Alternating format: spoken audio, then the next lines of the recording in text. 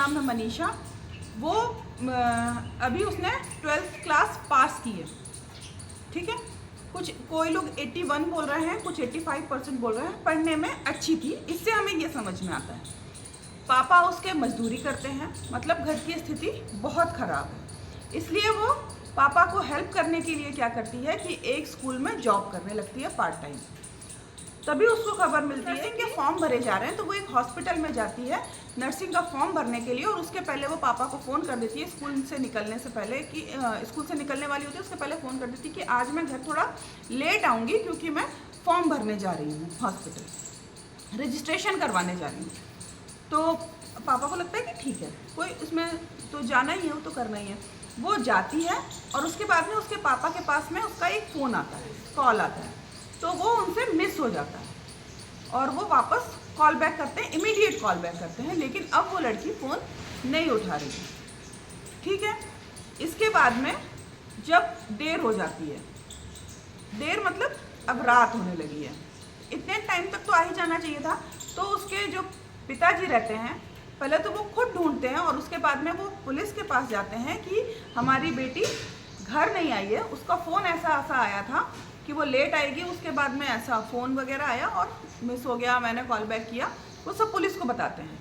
Police वाले बोलते हैं कि आ जाएगी, कहीं चली गई होगी, लेट हो गई होगी, आ जाएगी, फ़ोन डिस्चार्ज भी हो सकता है, जो भी कुछ उनकी बात होती है। लेकिन पुलिस वाले ढूंढने नहीं जाते, वो अकेले ही ढूंढ रहे हैं, मतलब उनकी फैमिली, उसके दादाजी हैं, भाई है और मम्मी है, ये लोग खुद ढूंढ रहे होते हैं। इसके बाद में सुबह हो जाती है और फिर वो पुलिस के पास जाते हैं कि बेटी नहीं मिल रही है, बेटी को ढूंढना है। तो वो बोलते हैं कि कहीं बॉयफ्रेंड के साथ भाग गई होगी और 4-5 दिन में शादी वादी करके आपके पास वापस आएगी, लेकिन वो उसको ढूंढने की कोशिश भी नहीं करते हैं। इनकी ज़बरदस्ती के बाद में वो इन्हीं के साथ, क्योंकि उसने बोला उसके पिताजी ने कि उसका जैसा फ़ोन आया था कि मैं कहाँ जा रही हूँ, हॉस्पिटल जा रही हूँ, तो आप एक काम करो, हॉस्पिटल तो चलो मेरे साथ में। तो वो पुलिस वालों को लेकर हॉस्पिटल जाते हैं। वहाँ पर जो स्टाफ बैठा रहता है उनसे पूछते हैं पुलिस वाले कि कोई लड़की आई थी क्या यहाँ पे, तो स्टाफ मना कर देता है और ये लोग मान जाते हैं, जबकि वो दोनों ने ड्रिंक किया हुआ था। वहाँ से चलने लगते हैं तो बोलते हैं कि सीसीटीवी फुटेज तो होगा यहाँ पर, वो चेक करवा लो, पता चल जाएगा लड़की आई थी या नहीं। तो स्टाफ बोल देता है कि जो सीसीटीवी है वो ख़राब पड़ा हुआ। इनकी बात मान लेते हैं और वहाँ से चले आते हैं। उसके बाद में वो तो पिता है, वो तो अपनी बच्ची को ढूंढेगा, वो ढूंढ रहे होते हैं। लेकिन उस दिन के बाद और सेकंड डे, मतलब थर्ड डे, उसके बाद में एक गाँव में उसकी लाश मिलती, जिसमें से आँखें गायब थी, एसिड डाल दिया था, इतना एसिड कि केवल और केवल हड्डियां बची थी चेहरे पर, मांस बिल्कुल गायब था। किडनी उसकी निकल चुकी हैं दोनों, जो श्वास नली होती है वो भी शायद निकाल ली गई है, यूट्रस निकाल लिया गया है, गला इतना काटा है कि केवल पीछे की जो स्किन होती है ना वो बची है। बाकी उस लड़की में, और मम्मी पापा ने भी जो उसको पहचाना है ना, वो सिर्फ उसके कपड़ों के दम पे पहचाना कि हाँ हमारी बेटी ये कपड़े पहन कर गई थी, उसमें पहचानने लायक कुछ नहीं बचा था, ठीक है। ये गांव वालों ने देखा और खबर करी। अब पुलिस वाले वहाँ आए और जब इतना हंगामा हो गया, वहाँ से ले गए पोस्टमार्टम, जो भी कुछ हुआ। और अब पुलिस वालों ने क्या बोला कि उसने सुसाइड किया है। ये किसी भी तरीके से ये पॉसिबल नहीं है। लड़की खुद किडनी निकाल रही है, खुद अपनी श्वास नली निकाल रही है, वो कह रहे हैं उसने कीटनाशक पी लिया है, वो अपना यूट्रस निकाल रही है, अपने चेहरे पर एसिड डाल रही है, आंखें निकाल रही है और उसके बाद में वो कीटनाशक पी रही है। कैसे पॉसिबल है? तकलीफ इस बात की है कि जब हमारे ऊपर कोई परेशानी आती है, किसकी हेल्प लेने जाएंगे? पुलिस की। सबसे पहले हम वहीं जाते हैं। जब पुलिस ही ऐसा करेगी तो हम कहाँ जाएंगे? ये एक चीज़ नहीं है हरियाणा में जो हुई है। अभी एक लड़की है जिसका नाम है हर्षिता सोनी, पिछले 10 महीने से गायब है वो लड़की। ना उसकी लाश मिली है, ना उसकी कोई खबर मिली है। मम्मी पापा, 2 भाई छोटे, वो रोज जाते हैं बैनर लेकर पुलिस स्टेशन के सामने, कलेक्टर ऑफिस के सामने, सीएम ऑफिस के सामने, और कहीं ना कहीं वो जाकर रोज धरना देते हैं कि हमारी बेटी को ढूंढकर हमें दे दो। कोई नहीं सुन रहा है। इंस्टा पर उनकी रील आती है रोज कि आज हम यहाँ खड़े हैं, हमारी सुनवाई नहीं हो रही, आज हम यहाँ खड़े हैं, हमारी बेटी किस हाल में है, हमें नहीं मालूम। जब ये मनीषा वाला कांड हुआ उसके 2 दिन बाद ही, 2 या 1 हफ्ते बाद, एक लड़की की सेम हालत में रोड साइड लाश मिली। उसके साथ भी वही हुआ था। इतना बुरी तरीके से नहीं हुआ था, लेकिन लाश मिली थी। ठीक है, ये हो गई हरियाणा की न्यूज़। पुलिस ने क्या किया समझ में आया तुम लोगों को। इसके बाद में तुम सब लोग थोड़ा बहुत न्यूज़ तो सब देखते हैं घर पर। आप लोग नहीं देखते हो तो घर में मम्मी पापा तो देखते हैं, न्यूज़ चल रही होती है। कहीं भी न्यूज़ चैनल में ये वाली न्यूज़ नहीं है, कहीं भी नहीं है। इसका मतलब ये है कि किसी न्यूज़ चैनल ने 1-2 मिनट की दिखाई है, लेकिन उसका वो सेंस नहीं बनता। जब राखी की वीडियो है, राखी वाले दिन जो लोग होते हैं ना, जैसे कभी कभी फैमिली में बहुत सारे लोग हैं तो वो क्या करते हैं, एक ऑटो करते हैं, जो लोडिंग ऑटो होता है ना, उस पर 2-3 बच्चियां बैठी हुई हैं, एक आगे बैठी है। तो एक अंकल आते हैं, उनके बाइक पर थे वो चॉकलेट लेकर आते हैं बहुत सारी, और वो ऑफ़र करते हैं कि ये लो चॉकलेट लो। 2 लड़कियां तो ले लेती हैं, एक वो छोटी सी रहती है। घर में मम्मी पापा सिखाते हैं कि कोई बाहर ही कुछ दे तो लेना नहीं। तो वो लड़की चॉकलेट लेने से पहले बोलती है, अंकल आप हमें किडनैप तो नहीं करोगे ना। मतलब ये छोटी सी बच्ची है, आप ये सोचो कि कितना डर है बच्चों के अंदर, कितना लड़कियों के अंदर डर है कि हमें चॉकलेट देंगे, हमें किडनैप कर लेंगे और फिर पता नहीं हमारे साथ क्या करेंगे। तो ये सब किसकी वजह से हो रहा है? हम ही लोगों की वजह से हो रहा है। ये हमारे ही संस्कार हैं कि हमें क्या सिखाया जा रहा है, हम क्या सीख रहे हैं, और उसके बाद में हम क्या समाज को डिलीवर कर रहे हैं, है ना। वो डरती अंकल किडनैप नहीं करना हमको, हम है ना राखी बांधने जा रहे हैं। फिर वो बोलता है कि बेटा मैं अच्छा बच्चा हूँ, मैं तुम लोगों को किडनैप नहीं करूँगा, ये चॉकलेट ले लो और वो जो पीछे एक और बैठी थी उसको दे दो, मैं यहाँ से जा रही हूँ। तब उसको थोड़ी सी तसल्ली होती है। लखनऊ में एक लड़की ने, कॉलेज गर्ल है, हॉस्टल में रहती है, उसने एक रील बनाई थी कि उसकी जो सीनियर है उसका कुछ दोस्त होंगे, उनके साथ उसने घूमने का प्लान बनाया कि आज अपन घूमने चलते हैं। ये उसके साथ में घूमने के लिए चली गई, लड़के के साथ में घूमने चली गई, एक लड़के के साथ में, उसका बॉयफ्रेंड होगा या वैसे ही दोस्त होगा।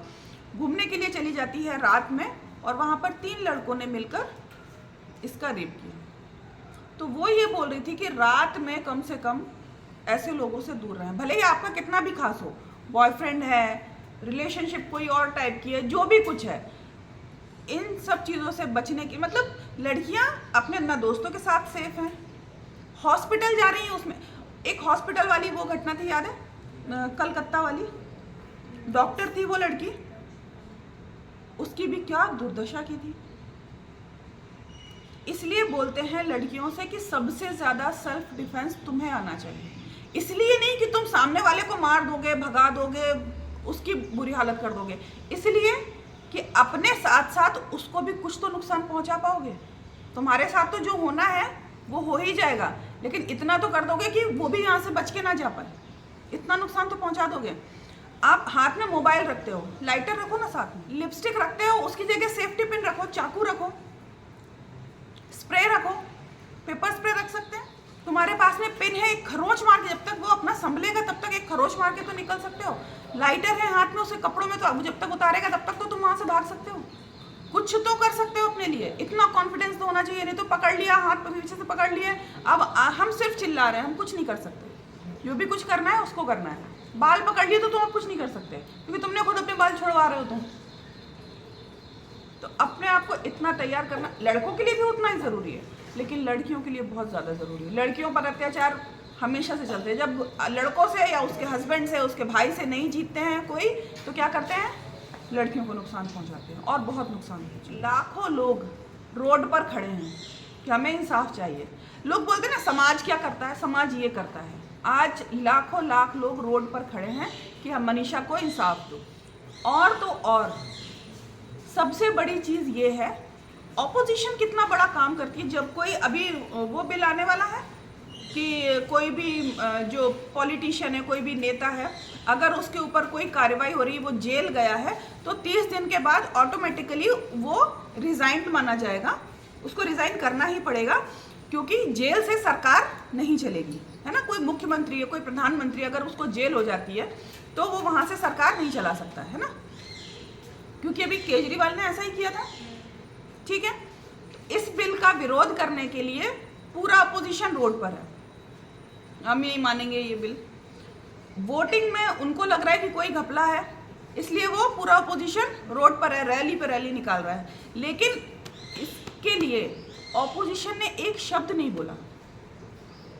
क्या ये मतलब, ये समझने वाली बात है कि जो राज करना चाह रहे हैं वो सिर्फ अपना पेट भरने के लिए, अपना घर भरने के लिए राज करना चाह रहे हैं। उन्हें पब्लिक से कोई वोट चाहिए, हमारा वोट हमारा ही चाहिए, लेकिन हमारे लिए वो काम नहीं कर रहे हैं। अभी अपोजिशन में है तो भी नहीं कर रहे हैं। और बताओ, ये जो अभी अपोजिशन में है पार्टी, वो झारखंड में रूलिंग पार्टी है। ठीक है, झारखंड में एक लड़की कोई तालाब होगा या नहर है, जो भी कुछ है, वहाँ पर जाती है किसी काम से, और वहाँ पर एक मुस्लिम लड़का आता है और उसको रेप करने की कोशिश करता है। तो वो चिल्लाती है और जैसे भी अपने आप को बचाती है, और गांव वाले इकट्ठा हो जाते हैं और वो उस लड़के को पकड़कर मारते हैं। जब समाचार मिलता है कि ये सब क्या हो रहा था, मारते हैं, क्योंकि गांव वाले हैं, मारते, गुस्सा एकदम से आता है कि वैसे भी ये सब चीज़ें चल ही रही हैं, सब क्या हो रहा है, मारते हैं। जब तक हॉस्पिटल जाता है वो, तब तक वो मर जाता है। विक्टिम कौन है? लड़की। भले ही रेप नहीं हुआ, परेशान तो हो सकती थी, आगे जाके कुछ भी हो सकता था, विक्टिम तो वही रहेगी। गुस्से में आके इसको मारा, ये मर गया, लेकिन कल्प्रिट तो यही है। अब झारखंड गवर्नमेंट क्या करती है, जो मर गया है उसके ऊपर मॉब लिंचिंग का वो करती है कि मॉब ने पकड़कर इसको मारा है। राहुल गांधी उसको 1 लाख रुपए देते हैं, उसके फैमिली को। गवर्नमेंट जॉब मिल रही है उसकी फैमिली वालों को। सरकार की तरफ से 4 लाख रुपए मिल रहे हैं, जो वहाँ की गवर्नमेंट है। ठीक है, और एक आध फैसिलिटी कुछ और भी है, मुझे याद नहीं है एग्जैक्टली। ठीक है, इतना हो गया। इसमें ये लगता है कि चलो ठीक है, आदमी मर गया तो उसको दे दिया, हम मान सकते हैं। उसके बाद में जो लड़की है उसको, उसकी फैमिली को, और जिन लोगों ने मारा था उन सबको जेल में भेज दिया। अब सोचने वाली बात है कि अगर ये गवर्नमेंट आती है, मतलब वहां इंसाफ नहीं मिल रहा है एक गवर्नमेंट से उल्टा इंसाफ किसको मिल रहा है? जो कल्प्रिट है, जो अक्यूज्ड है।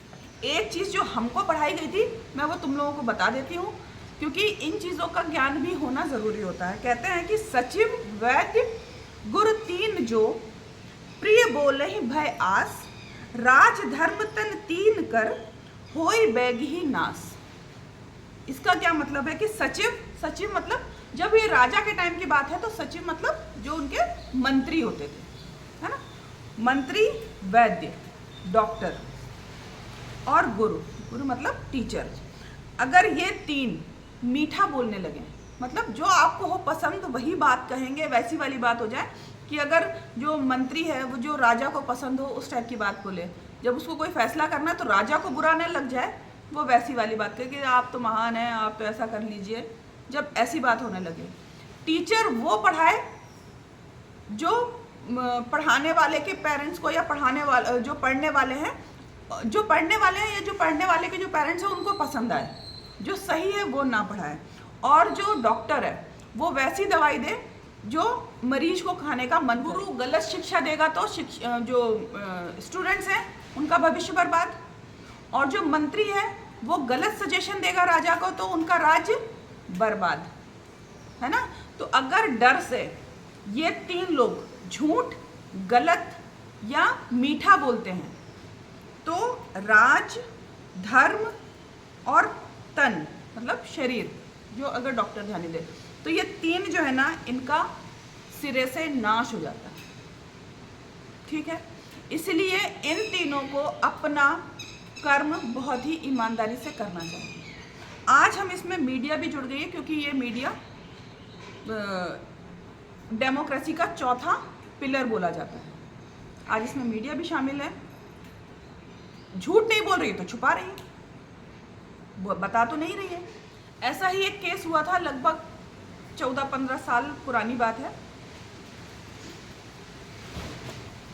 दिल्ली में एक केस हुआ था कि दिल्ली में वो लड़की अपने फियांसे के साथ में मूवी देखने गई थी। रात में लौट मंगेतर के साथ उसके साथ मूवी देखने जाती है, वापस लौट रही होती है तो एक बस मिलती है, बस में वो दोनों बैठ जाते हैं। आगे चल के वो बस पूरी खाली हो जाती है, अब सिर्फ वही दोनों बचते हैं। बस में ड्राइवर, कंडक्टर और उसके 2-3 साथी और रहते हैं। लड़के को मार पीट के बांध दिया जाता है या बस के नीचे फेंक दिया जाता है। उस लड़की के साथ वो दुर्गति करते हैं कि उसकी जो इंटेस्टाइन्स है ना, उसको तक बाहर नोच लेते हैं। तो अब तो ऐसा लगता है कि एक के ऊपर एक रिकॉर्ड बना रहे हैं कि उसने ये किया था, हम उससे ज़्यादा घिनौना करेंगे, हम उससे ज़्यादा गंदा करेंगे। और उस लड़की को बिना कपड़ों के, ये दिसंबर की बात है, इतनी ठंड में और बाहर फेंक देते हैं। सुबह जब लोगों का आना जाना शुरू होता है तब वो उस लड़की को देखते हैं, उसके ऊपर कुछ कपड़ा डालते हैं और लोग पुलिस को इन्फॉर्म करते हैं। और सुनो, उसके बाद में जब उसके कातिल पकड़े जाते हैं, उसके जो रेपिस्ट होते हैं वो पकड़े जाते हैं, उसमें जो सबसे छोटा रहता है, हालांकि वो लड़की अभी जीना चाहती है, वो अपनी माँ से बोलती है कि माँ मुझे अभी जीना है, पॉसिबल ही नहीं था, 1 हफ्ते में वो मर जाती है। जो रेपिस्ट रहता है उसमें एक 16 साल का लड़का रहता है, 16 या 14 साल का, ऐसा कुछ एज, माइनर रहता है वो। तो अब उसके लिए वकील लड़ते हैं कि ये तो माइनर है, इसको उतनी सज़ा नहीं होनी चाहिए। तो अब ये बताओ, उसको उतनी सज़ा नहीं होनी चाहिए, वो जब छूटेगा, बाहर निकलेगा, तो वो लोगों को बता सकता है कि भाई जो छोटे होते हैं वो कर सकते हैं, उनको सज़ा इतनी ही होती है। वो दोबारा वही काम करने के लिए फ्री हो गया, उसको कौन सा पछतावा तो था नहीं कि खुद आया हो कि लो भाई मुझे हथकड़ी लगा दो, मैंने ये गलत काम किया है, ऐसा तो नहीं हुआ। उसको पकड़ा ही गया है, ठीक है। और एक ने वहीं फांसी लगा ली थी, जेल के अंदर ही, उसको बुरा लग रहा हो, जो भी कुछ हो, उसने अंदर फांसी लगा ली थी। कुछ लोगों के ऊपर केस चल रहा था, तो जो दिल्ली की जो गवर्नमेंट आई थी उसका ये कहना था कि इनका भी तो मानव अधिकार है, इनके भी तो कुछ अधिकार हैं, इनको ऐसे कैसे मरने के लिए छोड़ दिया जाए। उन्हें सिलाई मशीन दी गई थी कि आप सिलाई सीखो और काम करो, ठीक है। उनको जब डेथ सेंटेंस मिला, मौत की सज़ा मिली कि फांसी हो जाएगी उन्होंने, तो वहाँ के वकील क्या बोलते हैं कि फांसी की सज़ा क्यों देनी है, मतलब मौत की सज़ा क्यों देनी है, यहाँ तो दिल्ली में वैसे ही पानी इतना गंदा आ रहा है, पब्लिक तो मर ही रही है, साथ ही में वो भी मर जाएंगे। अब ये बताओ, दिल्ली की पब्लिक ने कुछ गलत किया है क्या? उनको तो पानी गंदा आ रहा है, इसलिए उन्हें वो पानी पीना पड़ रहा है। इनको तो सज़ा मिली है ना, तो सज़ा में और उनकी लाइफ में कोई डिफरेंस होना चाहिए कि नहीं होना चाहिए? तो ये बचाने के लिए वकील, पैसों के लिए सारे, देखो सब कुछ, हर कोई गलत नहीं होता, ना वकील पूरे गलत है, ना डॉक्टर पूरे गलत है, ना पुलिस वाले पूरे गलत हैं, लेकिन जहाँ की बात हो रही है वहाँ किसी ने गलत किया है तो गलत बोलना पड़ेगा, है ना। एक तुम्हें वो भी मालूम है कि पुलिस वाला वो था जिसने आतंकवादियों को पकड़ने के लिए हाथ में डंडा था, लाठी थी, और जिसके हाथ में गन थी, उससे भिड़ गया, खुद गोलियां खाई, लेकिन कितने लोगों की जान बचाई थी उसने। एक गाना सिर्फ बेटियों के लिए, आज बेटियों के लिए, क्योंकि क्या होता है ना कि लड़कियां कोमल हैं, सॉफ्ट हैं, नाजुक हैं।